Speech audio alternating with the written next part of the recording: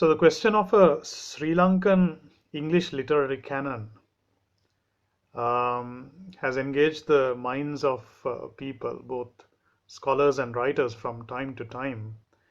And several of them actually have really ventured along this path, written extensive research articles, what a canon in Sri Lankan English writing, in spite of it being a not too extensive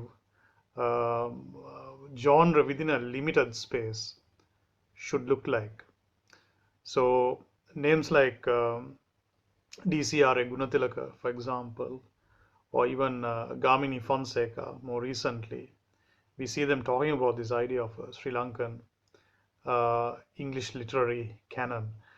But when they do so, what they really kind of engage is with a linear evolution of Sri Lankan English writing from Lucian de Silva downwards, or whatever. So it's not exactly a construction of a canon like what, for example, F.R. Lewis does with the great tradition, his concept of the great tradition in English literature.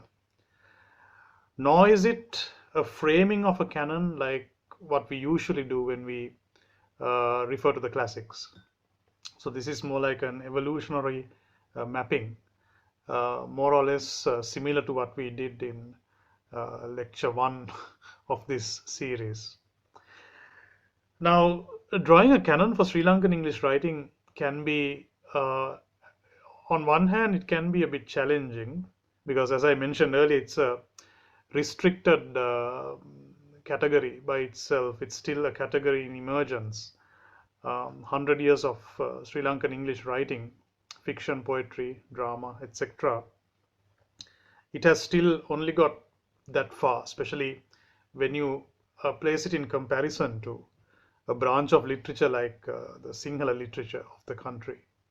So that is one reason, but the fact that it is spread along a restricted domain might be again a reason why canonization could be more easily facilitated, because we are playing with a limited number of players, and therefore it's a much more manageable terrain.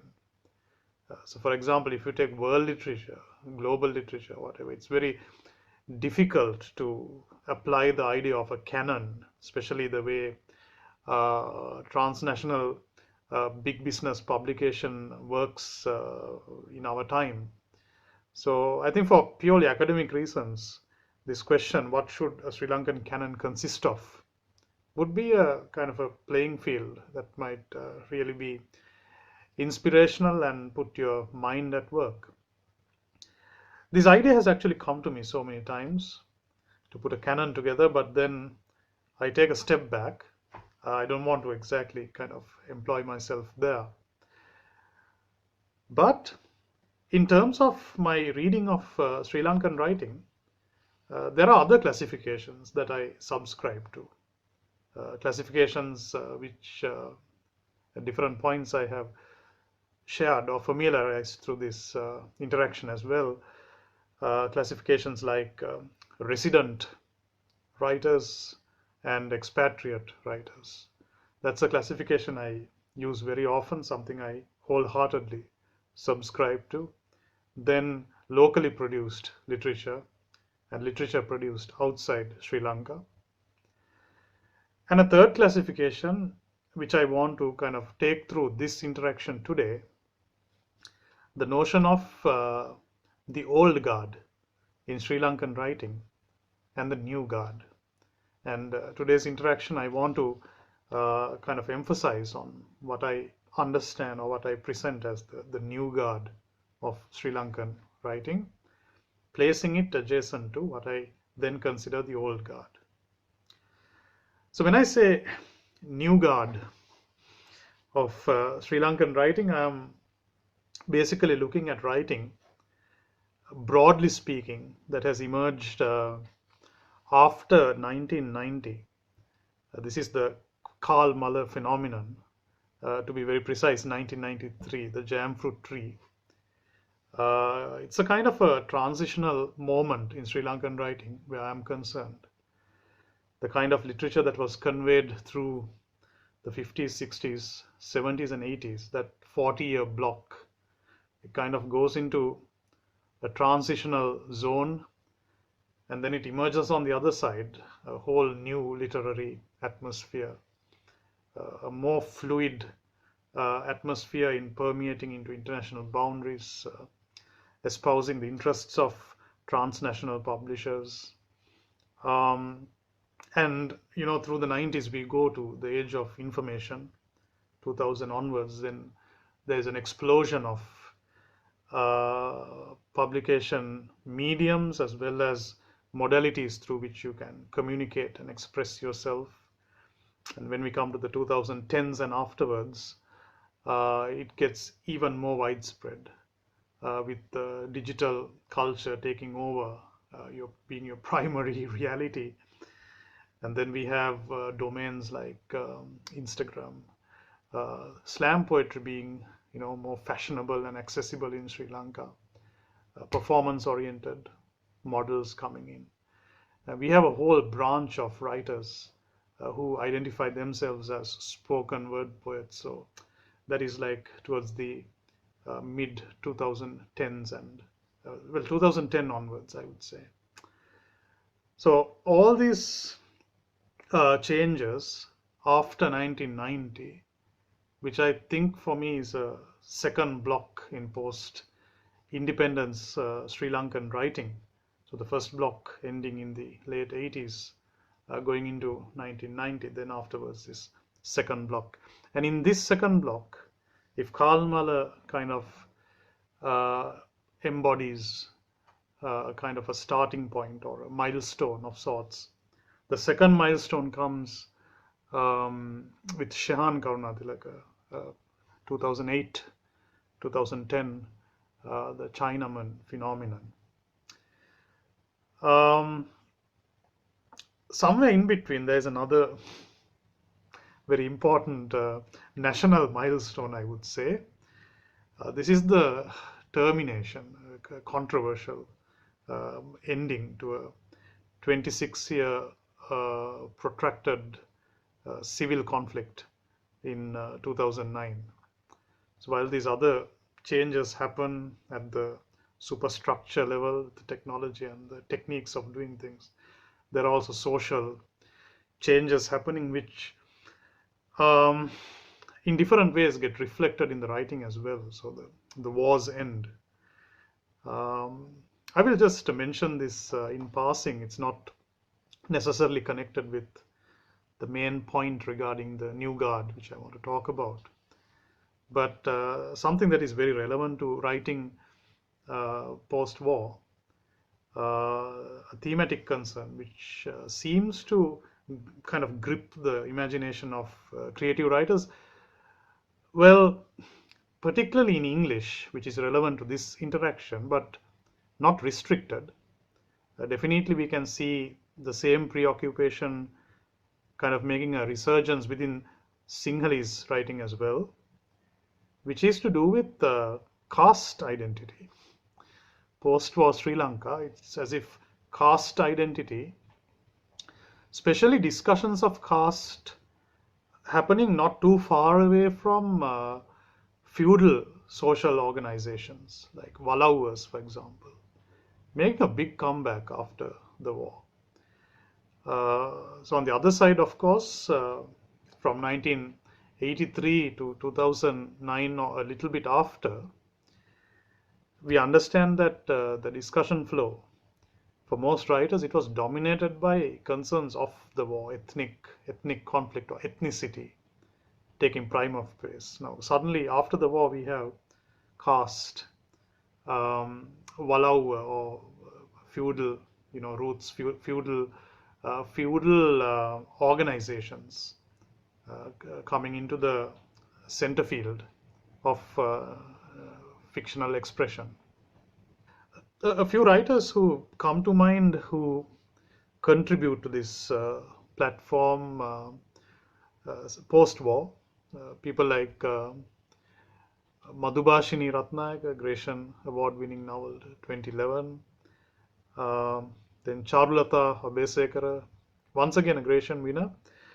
Novel called Stories, a little bit after, somewhere in the middle of the decade.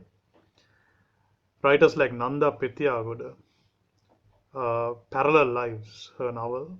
Once again, I think a Gratian shortlisted novel. So these are kind of very well recognized books as well.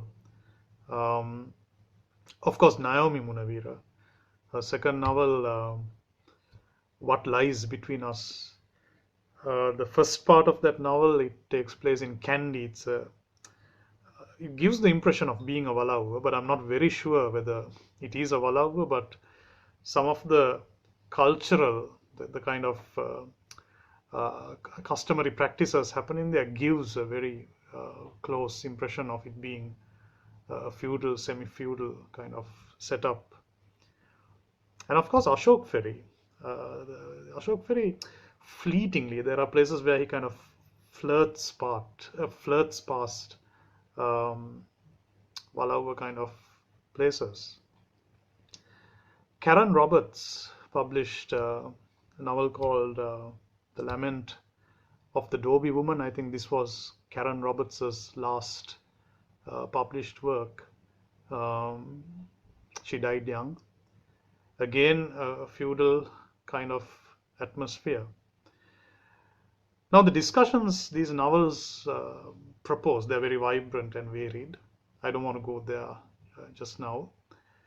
Then there are Sinhalese writers as well. So a couple of fairly well-established writers who can be brought into this equation. People like Denage Amarakirti, for example, right? Different shades of Walauva that he seeks through some of his more recent work. And of course, Kirti Valisarage, author of Kala Sarpa, flirting with that idea once again. So I'm wondering whether this is a kind of a post-war emergence that kind of signifies an introspective, return towards the self by the Sinhala community or the Sinhala consciousness, which was preoccupied with or hooked with the war for 26 years. Because there are writers pre-war times, before 1983. In their writing also, the caste factor kind of it becomes a permeating or ever-present aspect. People like Punyakant Vijayanayake, for example, Giraya, not so much caste, but to do with the feudal formation. Some poetry by some poems by Lakdas Vikramasinghe, very preoccupied with feudal roots, especially his roots. In certain instances, glorifying that kind of setting, but also being critical of it at other levels. Writers like Rajapaksa, Sita Kulatunga, Chitra Fernando, right? These are all pre-war writers, when the war wasn't what we understood it to be in the 1990s. So that point aside, I would like to come to what I consider the new guard, and this is an incomplete list and very much subjective depending on how I read literature. So this guard, people who have now kind of inherited what writers like James Gunawardena, Punyakant Vijayanayake, Patrick Fernando, Lakdas Vikramasinghe, what they brought forward from through the 60s, 70s, and 80s. So people who have now inherited it and who are invested in it during our time, the present decade. So in making some of these notations, I have taken a few facts into consideration. So these writers, the fact that they write or they are just writers doesn't necessarily kind of merit them a place in this incomplete ad hoc list. I'm also taking into consideration the kind of commitment they show into writing, the quality of their writing, the quality of the experiment they bring into writing, their creativity, and also the kind of immersion they have in the trade. So there has to be a certain consistency. So I'm basically setting the bar very low. People who have at least published two really good works. Um, so here again, I'm looking at two categories, expatriate and resident. And my discussion will give more weight to resident because that is where my immediate interest lies in Sri Lankan writing. So for purposes of our discussion today, I've kind of narrowed my scope to 5 names whom I identify as some of the big players in this new guard. And this is in no particular order. Shehan Karunatilaka, definitely. Now, Shehan Karunatilaka's new novel, Chats with the Dead, which came out a few months ago. Now, I haven't had the opportunity of reading this right now. The commitments keeping me away. But definitely, I'm going to get down to that. I've had mixed reviews from people whom I can rely on for opinion. Couple of them actually see something inventive in Chats with the Dead, but the good thing is this opinion is not uniformly shared. Now, when it came to Chinaman, opinion was more or less 1-0 in favor of Shehan Karunatilaka.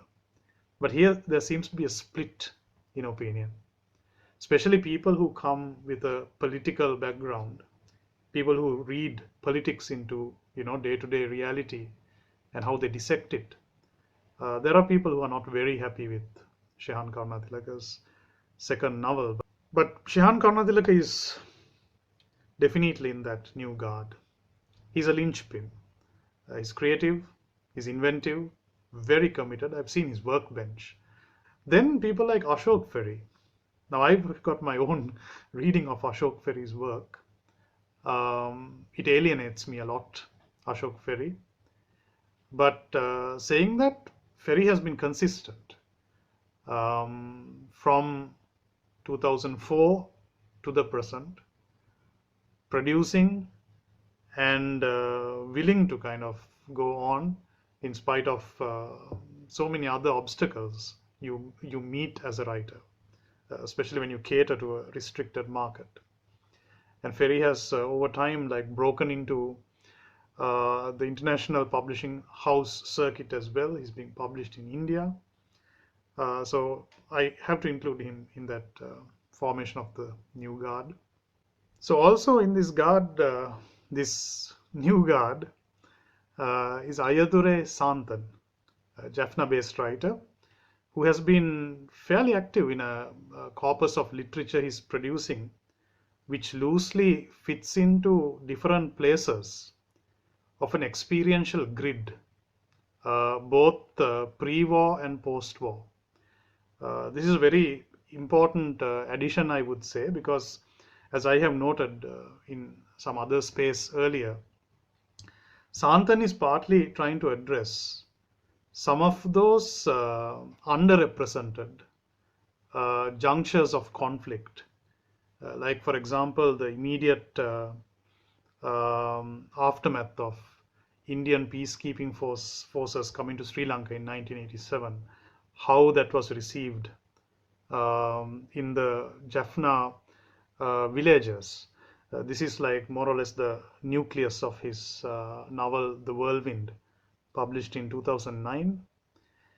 And then Santan also looks at what happened in situations like 1977, anti-Tamil agitation, which is not 1983, which I don't think Sri Lankan writers writing in any language, my knowledge is limited to Sinhalese and English, the literary production in Sinhalese and English, haven't really gone there. So Santan is trying to address those gaps in the literary production. So Ayature Santan is also in that new guard for me. So Shehan Karunatilaka, Santan, Ashok Ferry, and also a very important addition for me is Visakesa Chandrasekharam. He's a bit of a Renaissance man of our times, because he's a dramatist, he's also a novelist, he's a songwriter, he's a filmmaker, he's also a lawyer. So you got the whole package all together. It's like the Corleone family in one. Visakesa Chandrasekaram. So he has done drama productions which are very sensitive to, I would say, broadly speaking, human rights, but also within the human rights sphere, rights of minority, different kinds of minority identity. His film Pangshu, set in the Bhishana Samaya, 88-90, is about to be released, I think, end of this week. So on behalf of Visakes, a free advertisement for people to follow up, check up Pangshu. Previews are very, very strong. People recommend it as a very powerful portrayal of that time. The search of a mother for justice on behalf of her disappeared son. So the same Visakesa Chandrasekaram, who had earlier produced films like Sayapeti Kusuma, written novels like in 2011, Tigers Don't Confess. Again, a very powerful novel, how confessionary evidence is used in the prosecution of Tamil prisoners in Sri Lanka.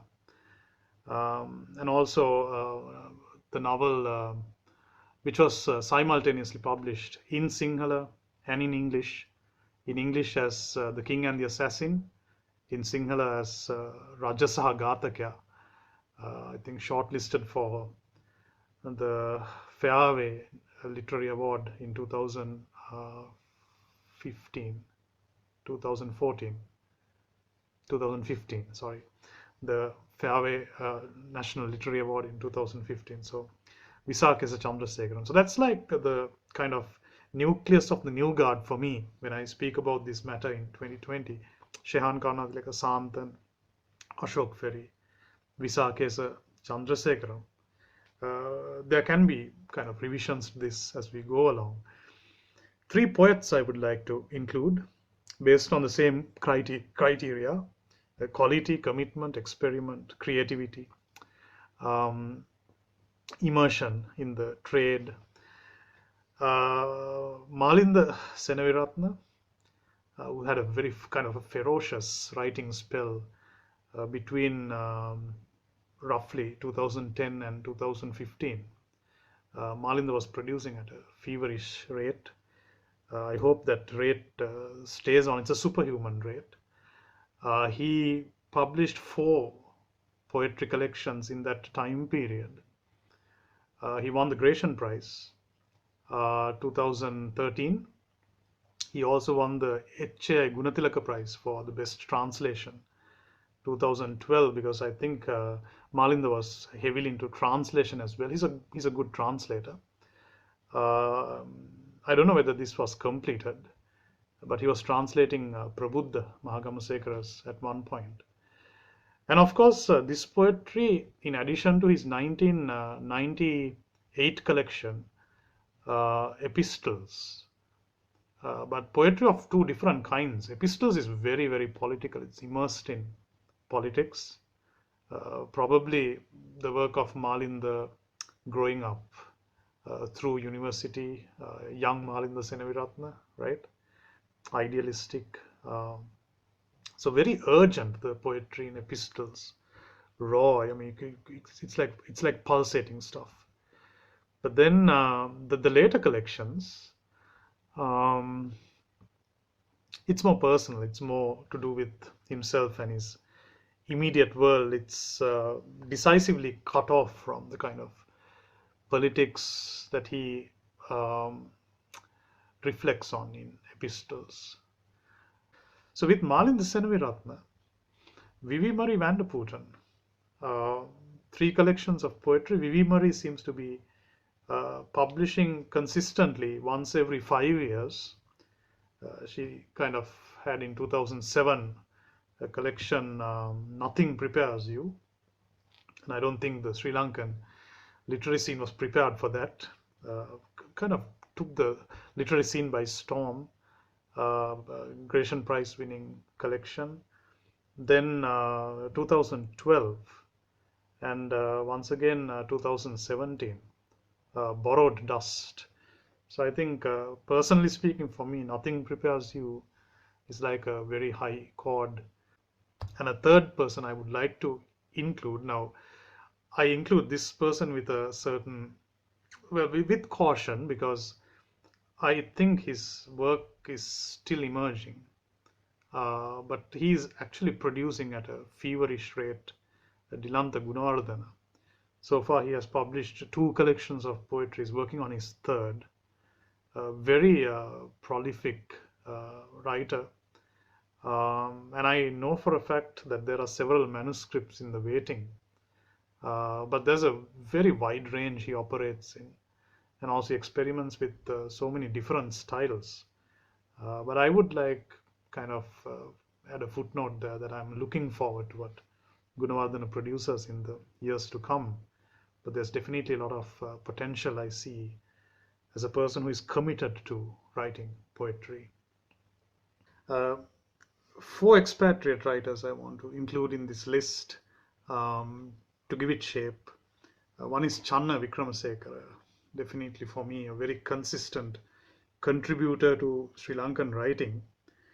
From early days, producing works like Walls, Distant Warriors, uh, then to later work like In the Same Boat, most recent novel being Tracks. Very sensitive to identity issues, both minority identity within that identity circle, but also localizing it within the larger order of things. So things like homosexuality, for example, in Tracks, homosexuality not only within that identity of being a homosexual, but how it plays out in a minority community like expatriate second generation Sri Lankan living in Melbourne. Personally, for me, much better in execution than Shyam Selvadurai, who is like the beacon for most people. Uh, Shyam Selvadurai, for me, the problem is he kind of generates the discussion and suspends it, where he should actually take it off, where he should actually take off with it. So, Funny Boy kind of builds it up and stops it at the crucial point. Cinnamon Gardens, Hungry Ghosts, once again. So he can't push it beyond a predictable zone, a zone he should explode. He can't go, he doesn't go beyond that for some reason. And then, of course, three recent writers whom I think I'm looking forward to how they kind of prosper, how they flower, blossom from here on. One is Naomi Munavira. I really didn't like Naomi Munavira's Island of a Thousand Mirrors. It was a kind of a failure with me. But then she kind of salvaged herself with um, What Lies Between Us, her second novel, where she seems so free as a writer. Island of a Thousand Mirrors was very contrived. I have seen great reviews about it, including academic articles, but I think they're very dishonest, or those articles are written within a very narrow scope. Whereas What Lies Between Us, a much freer writer. And if Naomi Munavir is going to blossom along those lines, I'm definitely looking forward to what she has to offer Sri Lankan writing. And two writers who published in 2016 for the first time, Rajit Savanadas, a Melbourne-based writer, novel called Ruins, dealing with Sri Lanka, immediate post-war, very perceptive, very intelligent, a good sense of humor, keeps the writer engaged. And also for an expatriate writer living for a long time away from Sri Lanka, he kind of digs into Sri Lankan politics, the day-to-day ethos, with great expertise. And Shankari Chandran, the Song of the Sun God, dealing with the fortunes of a family, Tamil family from Jaffna, how it evolves across the 20th century from 1930 to 2010, starting in Jaffna, ending in Sydney, if I remember right. And the way she kind of goes back into constructing that past is through the memories of her grandparents' generations. It's a kind of um, different kind of investment. A better version of Shankari Chandran's Song of the Sun God. It's not an original kind of script. A better version for me would be When Memory Dies, Sivanandan's novel. These are much more kind of toned down, less political kind of novel. Looking forward, there are three names I want to share before I round this up. People I look forward to, how they kind of contribute in the coming years to Sri Lankan writing, going solely on the merit of their published work. Charulata Abhaysekara in the novel Fiction, strong sense of uh, the local, a very good storyteller, and very nuanced in bringing out various aspects of realities that might be not familiar to the reader at first glance, but she has that ability to kind of empathize with what she's describing and plugging it in or connecting it to the reader. Besekara's stories was a very enjoyable, inventive, highly satisfactory read. And in poetry, Madri Kalugala, also known among our circles as Pawan Kalugala, um, one collection of poetry in 2015. But she's got a blog, if you find her online, a brilliant poetry. A bit of a recluse, but a writer whom I think should publish more and kind of get more into the imagination of the reading community. And in short story, Chirandi Rajapaksa, the author of Names and Numbers. So when I first came across Names and Numbers, it took me some time to get into the collection, but a brilliant execution, very reminiscent of the 1980s Sri Lankan short story tradition, immersed in place, immersed in context, not vague and floating around, but to do with the here and the now with a strong sense of locality. A writer who can really kind of take Sri Lankan short story forward. So that is my new guard with a few possible names that kind of stay on the side. From Shehan Karnatilak, Ayature Santan, Ashok Ferry, Visakesa Chandrasekaram, Malinda Senaviratna, Vivi Vander, Puten, Dilanta Gunawardana, with a footnote. A few expatriate names I'm looking forward to. Channa Vikramasekara, Rajit Savanadasa, Shankari Chandran, Naomi Munavira, Charulata Abhaysekara, Madri Kalugala, and Chirandi Rajapaksa.